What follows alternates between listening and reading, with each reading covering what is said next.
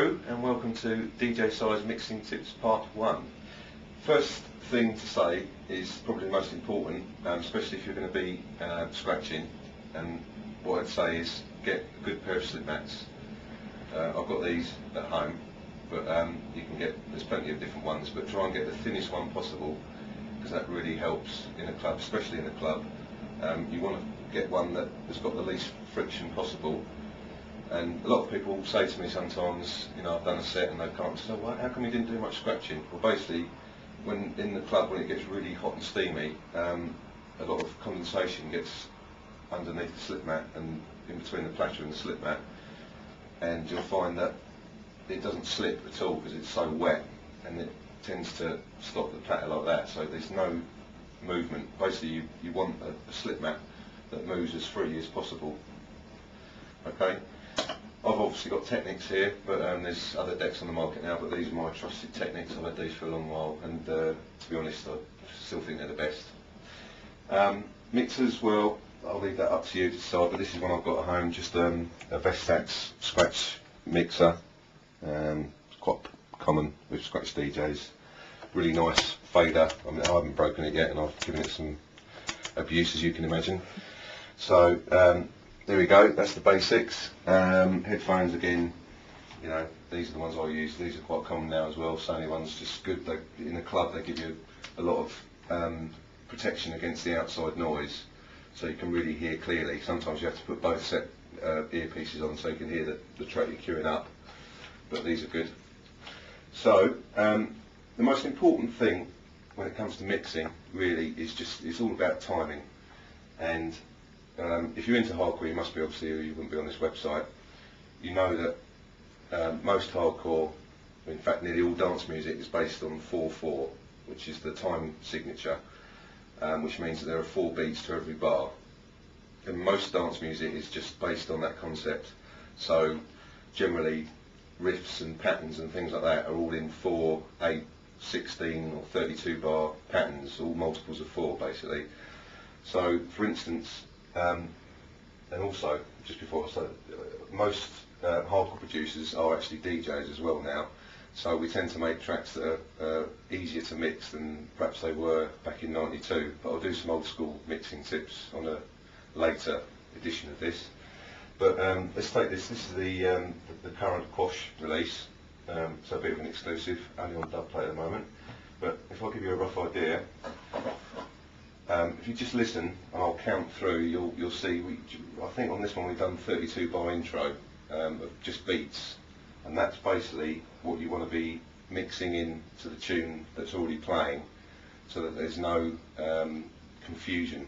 That's always what I try and do when I'm mixing. I mean, I know some people will mix 2 tracks for a long time together, but you can do that as long as there's not so much music in one of the tracks that you're mixing, otherwise they tend to clash.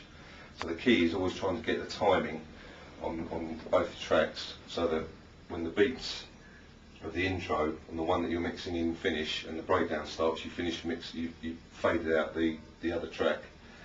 So if we start this one, you'll see what I mean.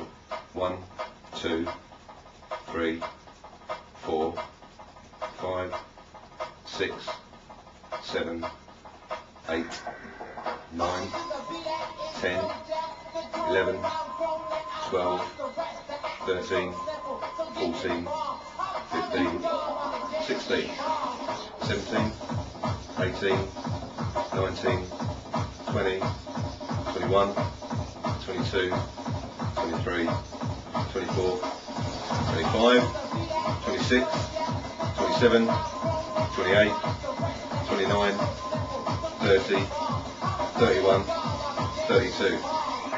Bang.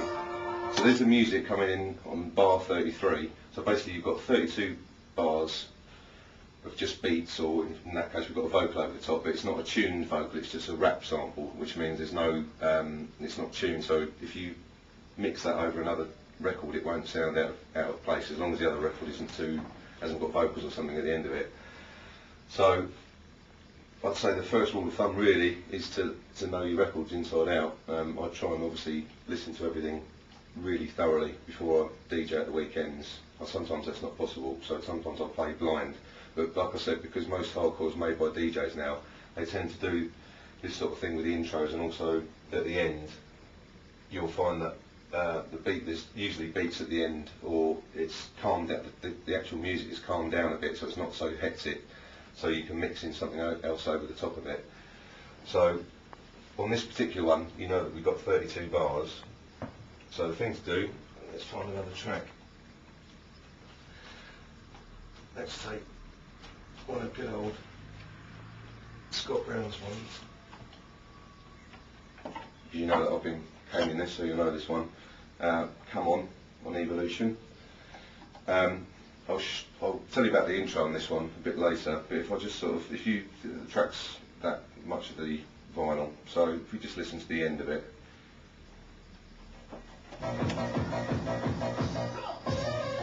Now you can see that that's just by the difference in the grooves, that this is the last breakdown. You can just see there's a slight difference in the grooves. And you can hear the end of the track is there, and this is where we are, so obviously the last breakdown. If you listen now, 1, 2, 3, 4, 5, 6, 7, 8, 9, 10, 11, 12, 13, 14, 15, 16, and so on. That, you'll know, it just carries on pretty much on that format for at least another 16 bars, so you know that you've got about 32 bars, if not more, to mix out. And obviously you want to keep that last breakdown in, because that's obviously what the crowd want to hear. So you're playing this all the way through, pretend that's been playing all the way through. We get it up to the last breakdown.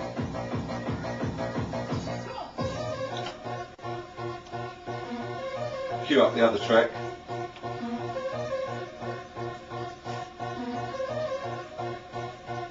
Now, actually, let me just stop that.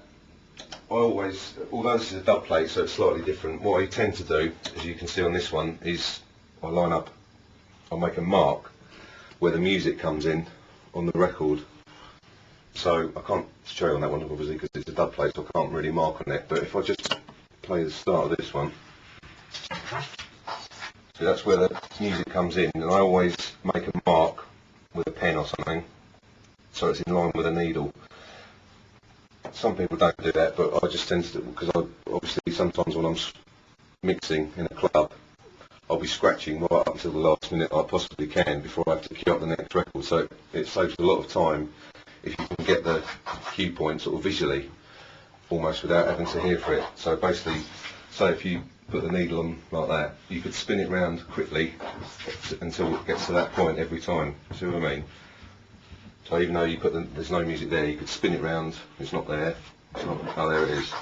So it just saves a bit of time. So that's cue points. That's what I do for that.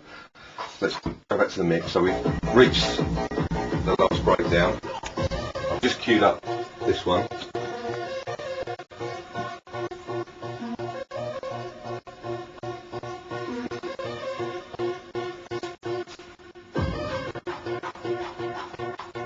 So that's all ready to go.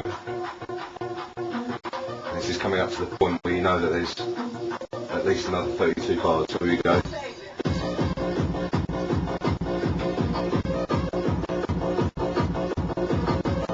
What I'm doing now is listening to this track in this earphone, but also listening to that track on this ear.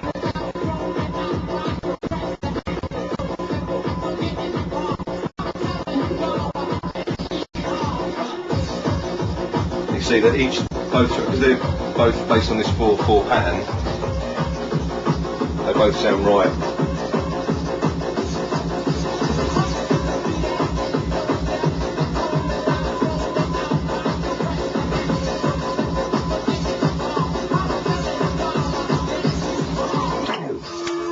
Into that one, there you go.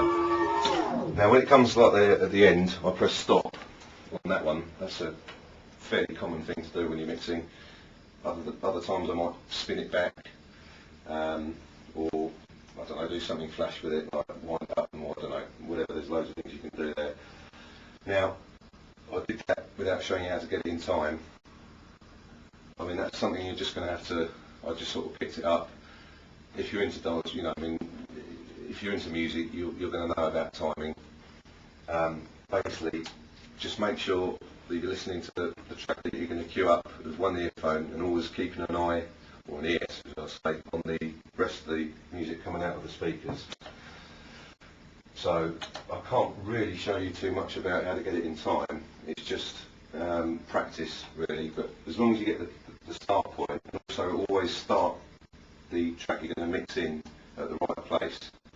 Like I said, on this one, you can hear, again, there's the end of the breakdown.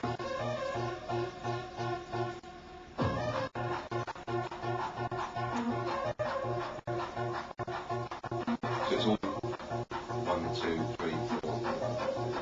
Here we go. That's just, I mean, that's kind of, you should really, I mean, if you're into hardcore, you're going to know where things kick off and where they stop. So that's all I can say about that at the moment. Okay.